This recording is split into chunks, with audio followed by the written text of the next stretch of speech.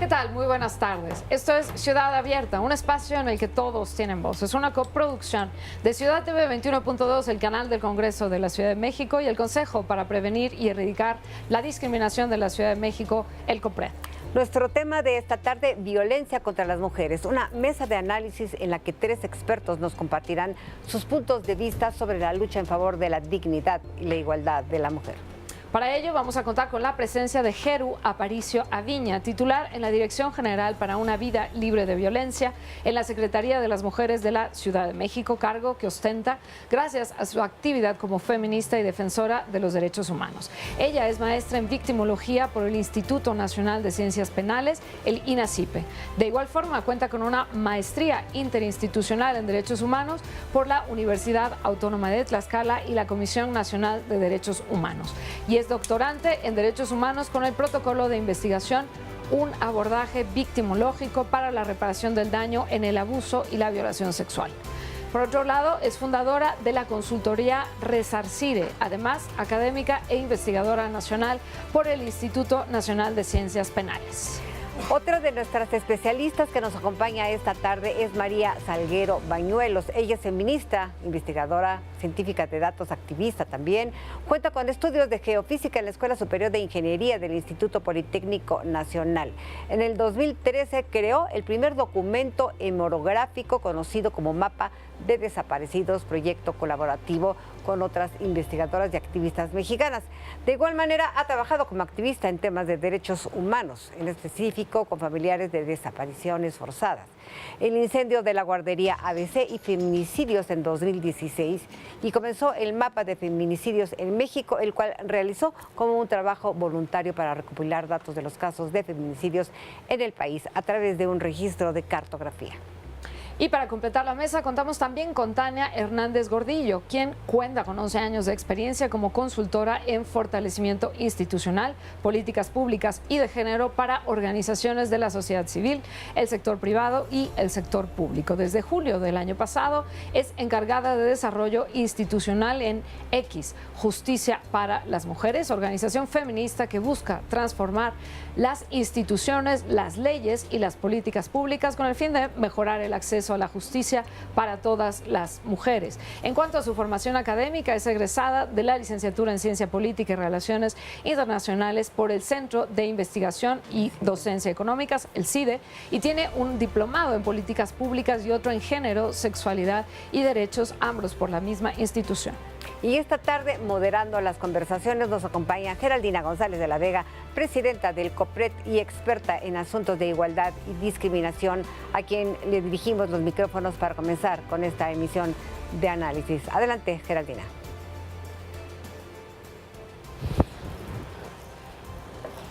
Yasmín, Julia, muchísimas gracias.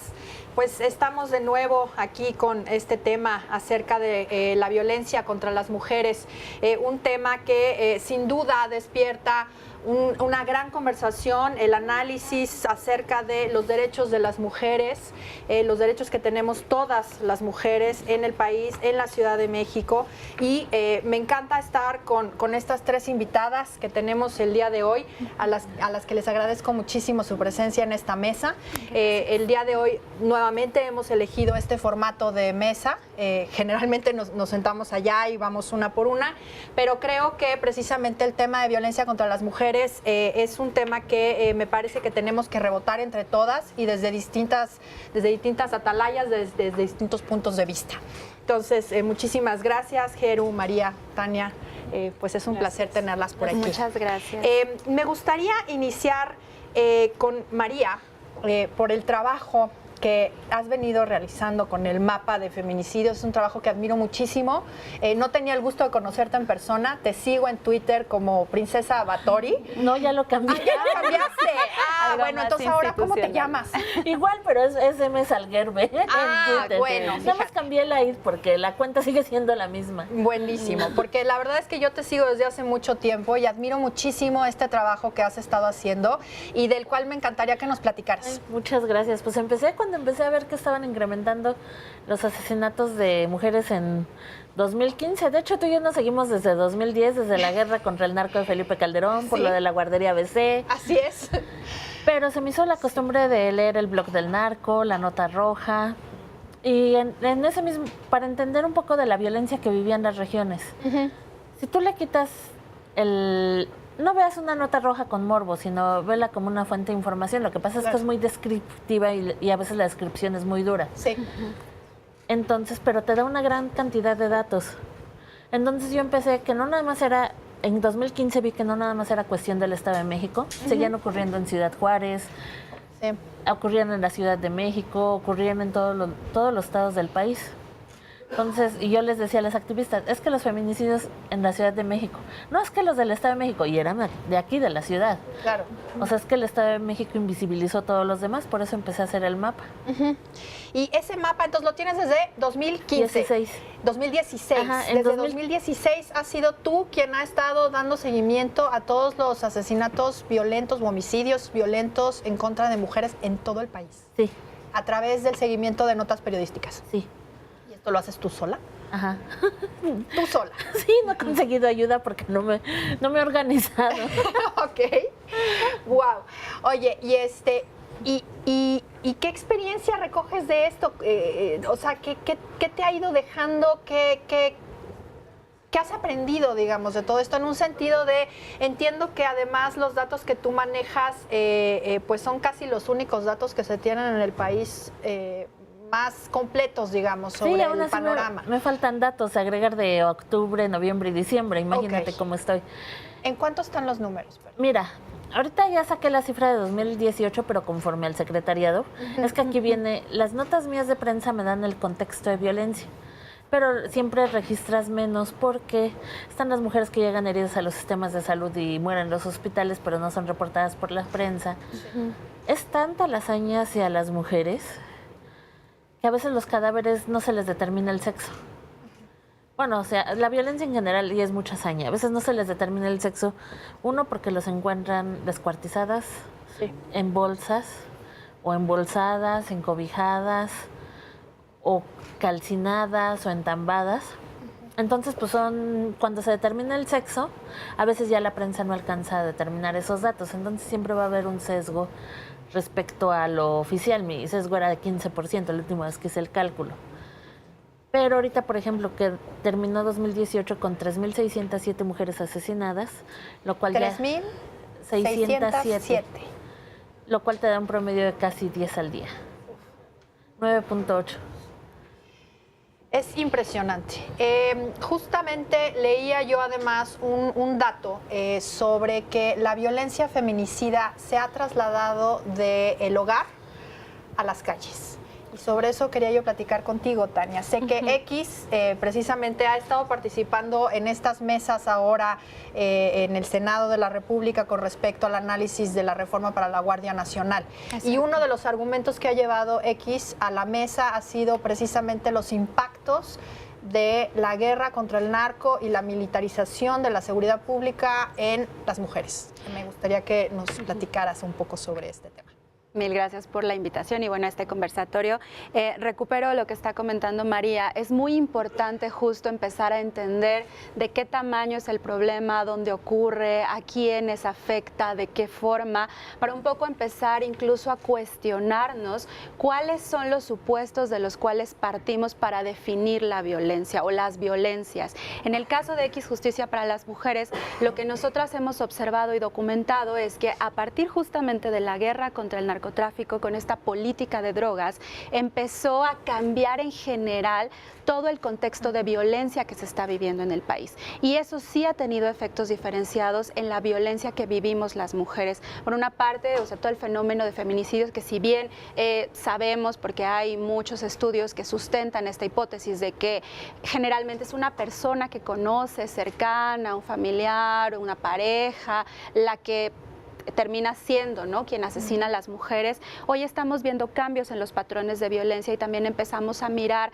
más casos de mujeres que están siendo asesinadas en la vía pública y que podrían incluso clasificarse este tipo de homicidios como feminicidios. Y otra cosa que hemos visto nosotras también es que también ha habido efectos diferenciados en cómo ha incrementado la criminalización de las mujeres específicamente que están vinculadas con delitos contra la salud y cómo esto está teniendo efectos en sus vidas, en sus familias. Y a propósito justamente del debate con respecto a la Guardia Nacional y la prisión preventiva, es un tema que nos preocupa justamente. Sí. Sin duda es todo un tema que, bueno, pues me parece que es muy delicado y que hay que llevar también a la mesa, ¿no? Estos impactos, no solamente de la militarización de las tareas de seguridad pública, sino que también cómo impacta esto en grupos específicos, en este caso, en las mujeres. Geru, me gustaría que a partir de esto un poco pudiéramos empezar a comentar cuáles son las estrategias que tenemos en la Ciudad de México para combatir los feminicidios. Bueno, pues el problema se afronta desde la creación de la Secretaría de las Mujeres. O sea, ya habiendo detectado la violencia contra las mujeres, pero ya como una problemática a nivel Estado, a nivel gobierno, o sea que no nada más se quedaba en un ámbito privado, sino ya con la obligación del Estado, se decide crear la Secretaría de las Mujeres bajo 3 direcciones generales. Les cuento un poco, o sea, sería la Dirección General de Igualdad Sustantiva, que es la dirección responsable de transversalizar todo el ordenamiento en todos los entes públicos y de llevar todo lo que es el marco para la igualdad sustantiva, las brechas. Después, la Dirección General para la Vida Libre de Violencia, y aquí es donde vienen estrategias de prevención y atención. Y en una situación como caso emergente, considerando el contexto, se crea la Dirección General para el Acceso a la Justicia y Espacio Refugio. ¿Y por qué se crea esto? Esta Dirección General en atención justamente a que uno de los obstáculos que generalmente encontramos en la administración de justicia es el que las mujeres puedan ejercer este derecho real, ¿no? de acceso a la justicia. De manera efectiva. Así es. Entonces, a partir de esas 3 direcciones generales, bueno, cada una articula otras direcciones, pero les comento, o sea, desde la Dirección General para la Vida Libre de Violencia se toma, pues, como es un derecho integral. Y hay una dirección que es la Dirección de Atención y Prevención. ¿Qué hacemos ahí? Se fusionan las unidades territoriales que anteriormente tenía INMujeres con las unidades de atención a la violencia que tenía la Secretaría de Desarrollo Social a través de HITS. Entonces, estas unidades estaban en cada alcaldía, tendríamos como 32 puntos de atención. Se fusiona para dar una atención con un mismo enfoque. ¿Qué hay? Pues trabajo social, psicología y asesoría y acompañamiento jurídico. Y cuando digo acompañamiento es porque siempre hemos comentado, o sea, las mujeres que se encuentran en una situación de violencia, literalmente se necesita toda una red de apoyo para abordar la vida libre de violencia. O sea, no es nada más la atención terapéutica o que levante la denuncia, son otras estrategias más profundas que se articulan con otras direcciones donde vemos lo que es ya la prevención desde otro esquema. El esquema que estamos planteando a través de la Secretaría de las Mujeres es el fortalecimiento de los derechos humanos de las mujeres. Claro. O sea, para que las mujeres puedan acceder materialmente al derecho a la vida libre de violencia, pues primero tienes que fortalecer autonomía física, económica y política. Claro. Entonces se tiene que crear toda una estrategia, pues no a corto plazo, sino a miras de que estructure a una intervención territorial, también bajo el esquema que la obligación del Estado es ir hacia donde se encuentran las mujeres, no esperar a que vengan y decir, bueno, es que no se acercan, sino qué vamos a hacer para acercarnos pues a compartir los saberes y a realmente promover La cultura de los derechos, sí. Sí, la cultura para de los derechos. fortalecer la autonomía de Exacto. las mujeres, Ajá. ¿no? Que sería pues uno de los objetivos más relevantes y más importantes de la Secretaría. Si me permiten, terminando o regresando más bien del corte, seguimos conversando sobre esto. No le cambien.